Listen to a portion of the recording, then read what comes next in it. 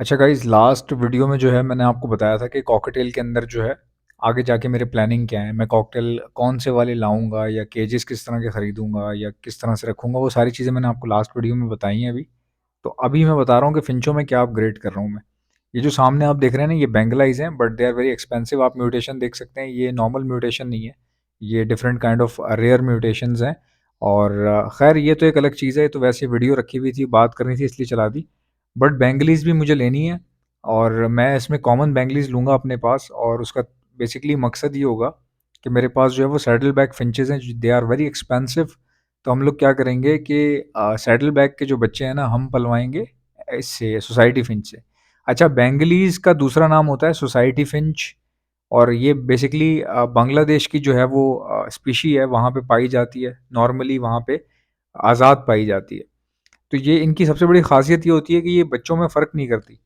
मतलब ये बच्चों में फ़र्क नहीं करते, इनके आगे आप किसी दूसरे का बच्चा डाल देंगे तो ये खिला देते हैं।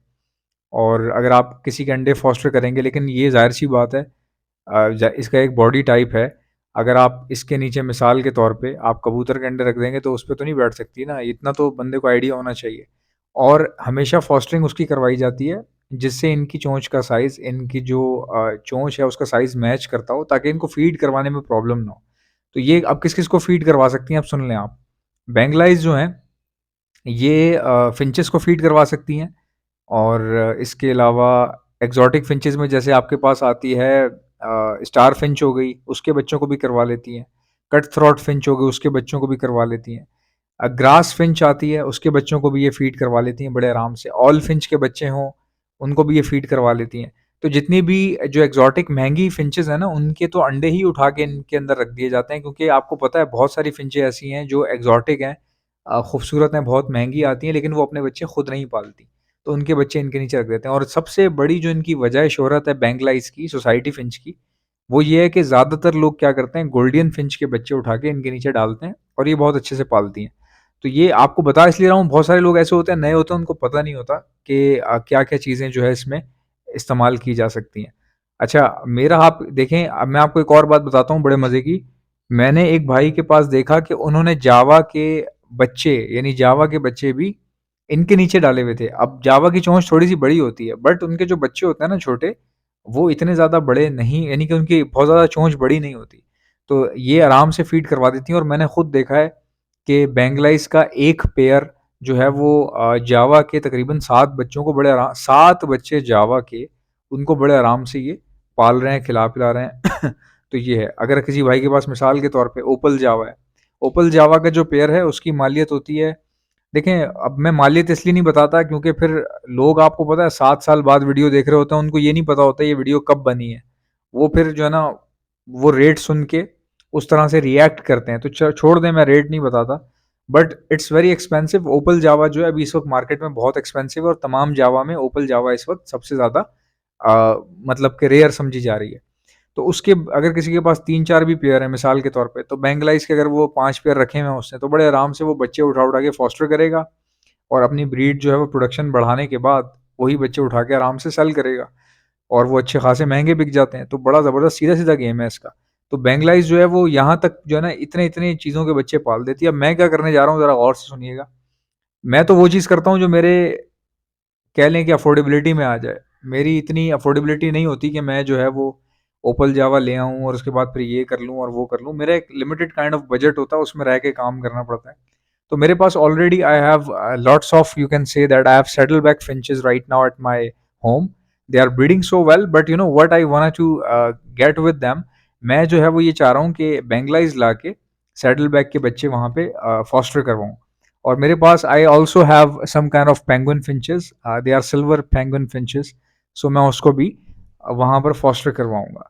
तो ये मेरा इरादा है, ये प्लानिंग है। उससे क्या होगा कि हमारी जो प्रोडक्शन है वो बढ़ जाएगी। ज़ाहिर सी बात है, जब आप फॉस्टरिंग करवाएंगे, एक पेयर जो है वो, उसको आप अपने बच्चे पालने ही नहीं दे रहे, आप उठा उठा के किसी और के नीचे डाल रहे हैं।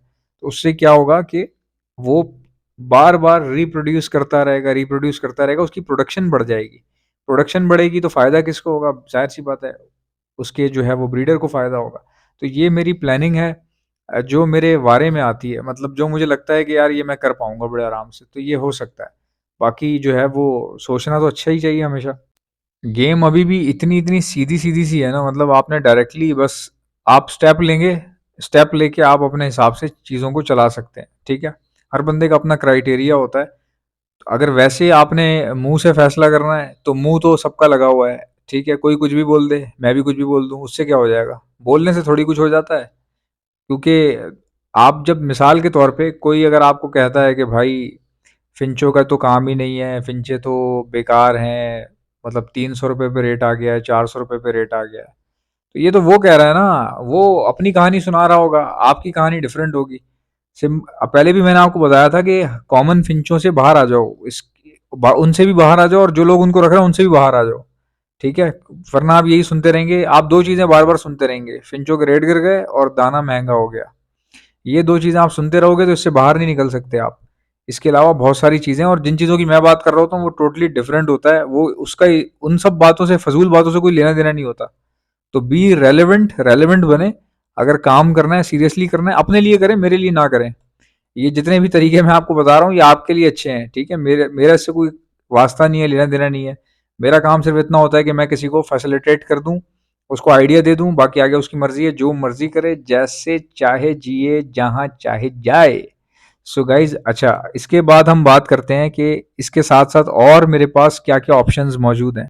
अच्छा, एक और चीज़ है ये कि मैं सैडल बैक, मेरे पास जितनी भी फिंचेस है ना, they are all breeding in colony, they are in colony system and open right now I have. So अब मैं क्या करने जा रहा हूँ, I am gonna to change something that I will put them in separate cages. I will try to, at least I will try to, because वो बहुत ज़्यादा हो गई हैं और उनको जो है ना पहचानने में मुझे मसला आ रहा है यार। मतलब अब होता ये है कि मैं उसमें से अगर सेल करना चाहता हूँ तो मैं डर जाता हूँ, क्योंकि कुछ ने बच्चे दिए हुए होते हैं। अब वो बच्चे छोटे-छोटे घोंसले के अंदर, पता ही नहीं है उनमें से कौन-सा किसका है या किसने दिए हुए हैं बच्चे, और फिंचे इतनी ज़्यादा हैं।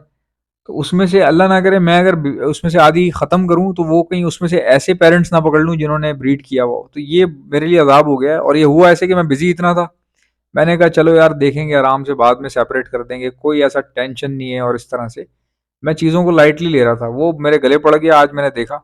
आप में से किसी को भी बर्ड्स के लिए ब्रीडिंग मल्टीविटामिन्स चाहिए तो आप ऑर्डर पर मुझसे मंगवा सकते हैं। ऑर्डर करने का तरीका मैं आपको बता देता हूँ, पहले सुन लें मेरे पास है क्या क्या, ताकि तमाम चीज़ें आप एक साथ मंगवाओ, और डिलीवरी चार्जेस तो एक ही होंगे, ताकि आपको पता हो। अब मेरे पास calcium plus vitamin D liquid है, जो दाने में मिला कर दिया जाता है।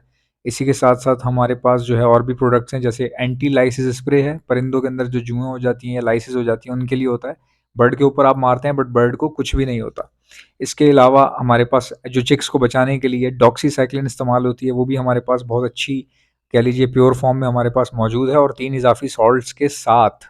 बर्ड्स को बीमारी से बचाने के लिए एंटीबायोटिक लाइट आती है, वो भी आपको हमारे पास से मिल जाएगी। और इसके अलावा हमारे पास सीड कंटेनर होते हैं जिसमें दाना ज़ाया नहीं होता, आराम से, यानी बाहर नहीं गिरता, वो भी आपको हमारे पास से मिल जाएगा। दाना भी सप्लाई करते हैं, वो भी आपको मिल जाएगा। तरीका क्या ऑर्डर करने का, इनमें से कोई भी चीज़ चाहिए, सामने आप व्हाट्सएप नंबर देख रहे हैं, ये मेरा है, इस पर लिखकर सेंड कर दीजिए, 12 से 24 घंटे में आपका ऑर्डर बुक हो जाएगा। वीडियो को लाइक कर लीजिएगा। मिलते हैं नेक्स्ट वीडियो में, तब तक के लिए